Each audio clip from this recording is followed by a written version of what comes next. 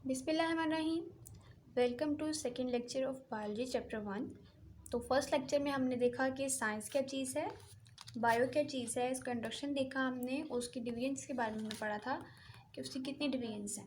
ठीक है, तो आज का जो लेक्चर है उसमें हम देखेंगे कि बायो की डिफरेंट ब्रांचेस, यानी कि फर्दर इसे डिवीजन में ब्रांचेस में इसे कन्वर्ट किया गया था। पहले इसकी सिर्फ 3 मेन डिवीजन्स थी, उसके बाद से आगे जो है ना फर्दर ब्रांचेस में डिवाइड कर दिया गया था। तो वो हम देखेंगे कि उसके ब्रांचेस वो कौन कौन सी ऐसे ब्रांचेस हैं जिसमें बायो को डिवाइड किया गया था, और इससे फर्दर हम जो है ना वो आगे डिस्कस करेंगे और इसे डिटेल के साथ देखेंगे। जी, तो सबसे पहले जो हमारी ब्रांच है बायो की वो है मॉर्फोलॉजी। ठीक है, मॉर्फोलॉजी में हम क्या स्टडी करते हैं कि लिविंग ऑर्गेनिज्म के स्ट्रक्चर और उनकी फॉर्म किस तरह से है। ठीक है, उसके बारे में हम स्टडी करते हैं। तो इस ब्रांच को जो डील करे the study of form and structure of living organism, तो उसे कहेंगे हम मॉर्फोलॉजी। ठीक है, नेक्स्ट वन हमारे पास जो बायो की ब्रांच है वो है एनाटॉमी। एनाटॉमी में हम क्या करते हैं, इंटरनल स्ट्रक्चर के बारे में स्टडी करते हैं। इंटरनल स्ट्रक्चर किसे कहते हैं, अंदर वाला स्ट्रक्चर जो होता है। ठीक है, नेक्स्ट हमारे पास इसकी ब्रांच है हिस्टोलॉजी। हिस्टोलॉजी में हम क्या करते हैं कि हम माइक्रोस्कोपिक स्टडी करते हैं टिश्यू की, यानी हम टिश्यू को माइक्रोस्कोप के साथ स्टडी करते हैं। माइक्रोस्कोप के थ्रू हम स्टडी करते हैं टिश्यूज़ को, और इस प्रोसेस को या फिर इस ब्रांच को हम कह देते हैं हिस्टोलॉजी। ठीक है, नेक्स्ट वन हमारे पास जो ब्रांच है वो है सेल बायोलॉजी। सेल बायोलॉजी में क्या होता है, the study of the structure and function of cell. Cell का फंक्शन और उसका स्ट्रक्चर, उसके बारे में स्टडी करते हैं इसमें। And cell organelle is called cell biology. ठीक है, यानी सेल के बारे में स्टडी करना, उसका स्ट्रक्चर किस तरह से है और सेल फंक्शन किस तरह से, सेल के क्या फंक्शंस हैं उनके बारे में स्टडी करने को हम कहते हैं सेल बायोलॉजी। और जो हमारे बॉडी में या फिर सेल की डिवीजन्स होती हैं जो, ठीक है, सेल डिवाइड होता है, तो उसके बारे में स्टडी करने को क्या कह देते हैं, सेल बायोलॉजी कह देते हैं। नेक्स्ट हमारे पास इसकी ब्रांच है फिजियोलॉजी। फिजियोलॉजी में हम क्या करते हैं, the branch deal with the study of function of different part of living organism. Living organism के डिफरेंट पार्ट्स के फंक्शन को स्टडी करना। ठीक है, अब लिविंग ऑर्गेनिज्म है, फॉर एग्जांपल आप अपनी ही मिसाल ले लें, आपकी डिफरेंट पार्ट्स हैं, आइज़, नोज़, लिप्स वगैरह सारे, और इन सब का डिफरेंट डिफरेंट काम है। ठीक है, आपकी टांगें आपको चलने में मदद देती हैं, आपके हाथ जो है वो चीज़ों को उठाने में, ठीक है, आपकी आंखें देखने में। इस तरह से डिफरेंट बॉडी पार्ट्स के फंक्शंस को स्टडी करना कि वो कौन कौन से फंक्शंस हैं उनके बारे में स्टडी करना, इस ब्रांच को कह देते हैं फिजियोलॉजी। ठीक है, नेक्स्ट ब्रांच आपके पास है जेनेटिक्स। तो जेनेटिक्स में क्या करते हैं, जीन्स और उसका इनहेरिटेंस में क्या रोल है उस बारे में स्टडी करते हैं। ठीक है, इनहेरिटेंस का मतलब क्या है कि ऐसे करैक्टर जो हमारे पेरेंट्स से हमारे अंदर आते हैं उसे कहते हैं इनहेरिटेंस। ठीक है, लेकिन आपकी बुक में ये डेफिनेशन है कि inheritance means the transmission of characters from one generation to another. एक जनरेशन से दूसरी जनरेशन में जो करेक्टरिस्टिक्स ट्रांसमिट होती हैं उन्हें कहते हैं inheritance. Is it clear. Next हमारे पास इसकी जो ब्रांच है वो है एम्ब्रियोलॉजी। एम्ब्रियोलॉजी में हम क्या स्टडी करते हैं, development of embryo to new individual, यानी एम्ब्रियो से न्यू इंडिविजुअल किस तरह से बनता है उसके बारे में स्टडी करते हैं, उसकी डिवेलपमेंट कैसे होती है। तो इस चीज़ को स्टडी करने के बारे में, जो हम इसके बारे में स्टडी करते हैं एम्ब्रियो के बारे में, उसे कहते हैं एम्ब्रियोलॉजी। टेक्सोनॉमी में हम क्या करते हैं, हम इसमें नेमिंग जो है ना वो देते हैं, ऑर्गेनिज्म को नेम देते हैं, और इसकी क्लासिफिकेशन करते हैं ग्रुप्स में और सब ग्रुप्स में। ठीक है, ये टेक्सोनॉमी के बारे में आप डिटेल में पढ़ेंगे। नेक्स्ट हमारे पास है प्लांटियोलॉजी। इसमें हम क्या करते हैं, फॉसिल्स के बारे में स्टडी करते हैं, जो कि ऑर्गेनिज्म का एक्सटेंट रिमेन हो जाता है ना, वो फॉसिल्स बन जाते हैं बाद में, तो उसके बारे में स्टडी करते हैं। तो इस प्रोसेस को या इस ब्रांच को कह देते हैं प्लांटियोलॉजी। नेक्स्ट वन हमारे पास जो बायो की ब्रांच है वो है एनवायरमेंटल बायोलॉजी। इसमें हम क्या करते हैं, ऑर्गेनिज्म का और उनके साथ जो इन्वायरमेंट से उसका रिलेशनशिप क्या है, इंट्रैक्शन क्या है, ऑर्गेनिज्म का और उनके इन्वायरमेंट के साथ इंट्रैक्शन क्या है, उसके बारे में स्टडी करने में क्या देते हैं, एनवायरमेंटल बायोलॉजी।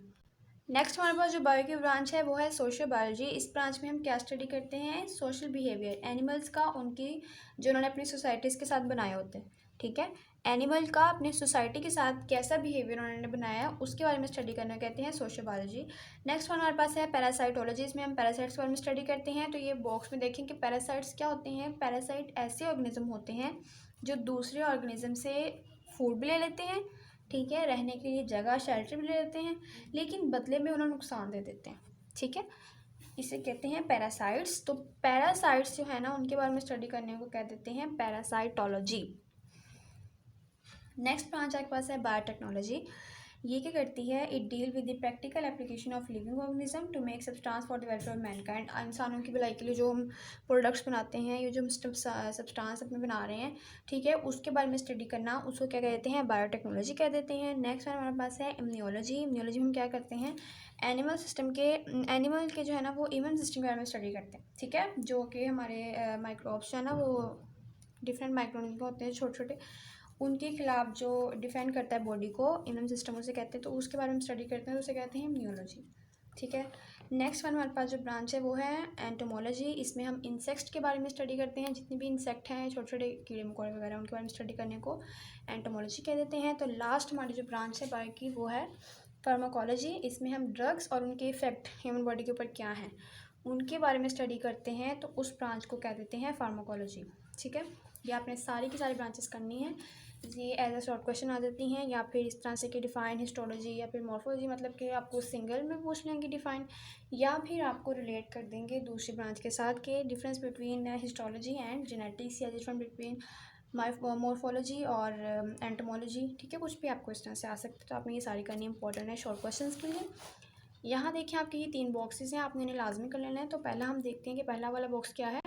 फर्स्ट वन हमारे पास है मॉलिक्यूलर बायोलॉजी, ठीक है, या फिर इसे हम बायोकेमिस्ट्री भी कहते हैं। Molecular biology deal with the study of molecules of life. Molecular biology जो है ना वो मॉलिक्यूल्स ऑफ लाइफ के बारे में स्टडी करता है, ठीक है। वो मॉलिक्यूलर ऑफ लाइफ कौन कौन से हैं, वो हैं फॉर एग्जांपल जैसे कि water, protein, carbohydrate, lipids and nucleic acid. ये आपको क्वेश्चन इस तरह से आ सकते हैं कि डिफाइन मॉलिक्यूलर बायोलॉजी और डिफाइन बायोकेमिस्ट्री, तो आपने जो है ना वो इसमें इस पॉइंट को कोट कर देना है, ठीक है। नेक्स्ट वाला हमारे पास जो है ना आपको बता दिया पैरासाइट्स। पैरासाइट के साथ जो है ना वो अक्सर पैरासाइटोलॉजी आ जाती है कि what is parasite and also define parasitology. तो आपने ये बॉक्स बनाना है, उसके बाद आपने जो है ना वो ये लिख देना, ठीक है। लास्ट वाला जो हमारा पॉइंट है वो ये है कि इसमें आपके जो क्वेश्चन है ना वो आप ये लिखेंगे कि what are the major biological issue nowadays, ठीक है। तो बायोलॉजिकल इशू कौन कौन से हैं, ह्यूमन पॉपुलेशन ग्रोथ है, इन्फेक्शियस डिजीजेज है, एडिक्टिव ड्रग्स हैं and population are the major biological issues. ये सारे सारे क्या हैं, मेजर बायोलॉजिकल इशूज़ हैं जो कि हमें आज हम इसको फेस कर रहे हैं, ठीक है। कि आपने जो है ना वो भी कर लेना है शॉर्ट क्वेश्चन, ये भी इंपॉर्टेंट है शॉर्ट क्वेश्चन के तौर पर। तो बायो के हमने जितनी भी ब्रांचेस थी उनके बारे में स्टडी कर लिया। तो नेक्स्ट हमारा टॉपिक है वो है रिलेशनशिप ऑफ बायोलॉजी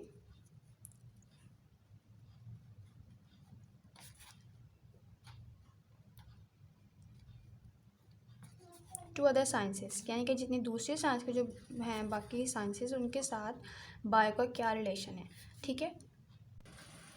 अब जो हमारा रिलेशनशिप है ना दूसरी ब्रांचेस के साथ, वो हम उसे इनकार नहीं कर सकते, ठीक है, क्योंकि हर जो ब्रांच है साइंस की उसका दूसरी ब्रांच के साथ कुछ ना कुछ रिलेशनशिप ज़रूर है, ठीक है।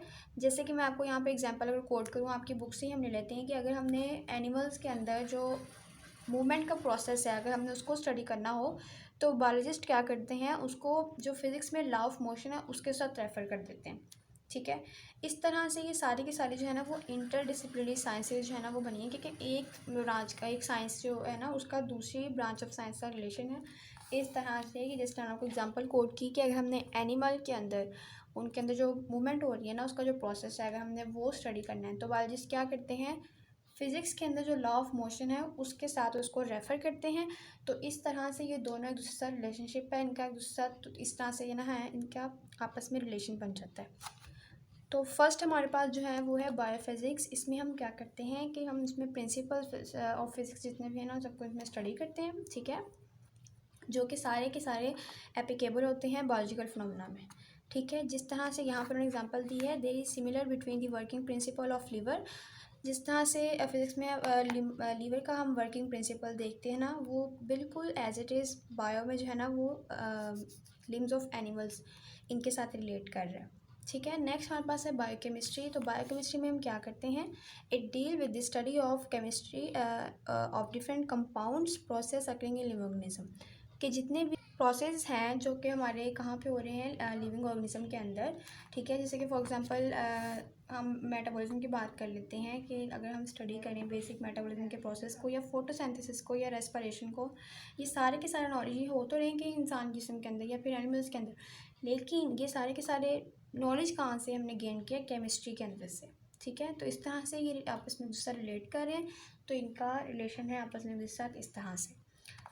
नेक्स्ट हमारे पास जो ब्रांच है वो है बायोमैथमेटिक्स, या इसे बायोमेट्री भी कहते हैं। कि इसमें हम क्या करते हैं कि जितने भी बायोलॉजिकल प्रोसेस में हम मैथमेटिक्स टेक्निक और टूल्स का इस्तेमाल करते हैं, ठीक है। फॉर एग्जांपल यहाँ पर दिया to analyse the data gather experimental work. अब किसी बायोलॉजिस्ट ने जो है ना वो कोई एक्सपेरिमेंट किया है, तो उसने अपना डाटा इकट्ठा करना है सारा का सारा, तो वो क्या करेगा, मैथमेटिक्स के रूल्स जितने भी हैं उन सबको अप्लाई करेगा। उन्हें अप्लाई करने के बाद अपना डाटा जो है ना वो इकट्ठा करेगा। तो इसमें मैथ का इस्तेमाल हुआ, तो इस वजह से इसका बायो का मैथ के साथ रिलेशनशिप हो गया, इस वजह से कहते हैं बायोमैथमेटिक्स और बायोमेट्री। नेक्स्ट हमारे पास जो है वो है biogeography. It deal with the study of occurrences and distribution of different species of living organism.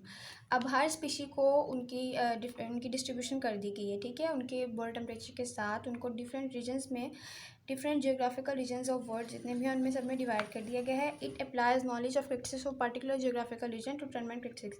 अब जियोग्राफी में हम क्या करते हैं, हम ज़मीन के बारे में पढ़ते हैं कि किस जगह का टेम्परेचर किस तरह से है, पहाड़ों में टेम्परेचर क्या है, ठीक है। तो उस हिसाब से अब हमने डिफरेंट स्पीशीज़ को उधर डिवाइड कर दिया, तो इस तरह से इसका बायो का जो है ना वो रिलेशन हो गया जियोग्राफी के साथ। तो इस वजह से इस जो ब्रांच है उसे हम कहेंगे बायोजियोग्राफी। लास्ट हमारी है bioeconomics. It deal with the study of organism for economical point of view. यानी कि इसमें हम क्या करते हैं, ऑर्गेनिज्म की स्टडी करते हैं इकोनॉमिकल पॉइंट ऑफ व्यू से। कि अगर हम देखें इसमें एग्जांपल, तो उन्होंने ये दी है, the cost value and profit value of yield of the wheat can be calculated. यानी कि हमने इसमें अपनी कॉस्ट वैल्यू और प्रॉफिट वैल्यू को, या हमें जितने भी इसमें बेनिफिट्स और लॉसेस हुए हैं सबको कैलकुलेट करना होता है। किस ब्रांच में, इकोनॉमिक्स में। तो ऑर्गेनिज्म के साथ इसको अगर रिलेट करके देखें, तो ऑर्गेनिज्म बेसिकली किस में होते हैं, बायो में। तो इस तरह से इसका बायो इकोनॉमिक्स, इन दोनों का आपस में रिलेशनशिप हो गया, तो इसलिए इसको उन्होंने कह दिया बायो इकोनॉमिक्स, ठीक है। ये थी सारी ब्रांचेज जिनका हमने रिलेशनशिप देखा बायो के साथ। और यहाँ पे हमने पीछे देखी कि इसकी ब्रांचेस कौन कौन सी थी। और जो मेरी लेक्चर 1 की वीडियो है वो आपको मेरे इस चैनल पे मिल जाएगी। तो आपको यहाँ से, इधर से साइंस की डेफिनेशन से लेके यहाँ तक कोई भी बात समझ नहीं आई, या आपका कोई क्वेश्चन है इसके रिलेटेड, तो आप मुझसे पूछ सकते हैं। मैं इंशाल्लाह आपको उसका जवाब ज़रूर दूँगी। और मेरी वीडियो को लाइक और शेयर करना ना भूलें। इसी के साथ मैं अगली वीडियो लेकर आऊँगी आपके साथ। अब इस वीडियो तक के लिए अल्लाह हाफ़िज़।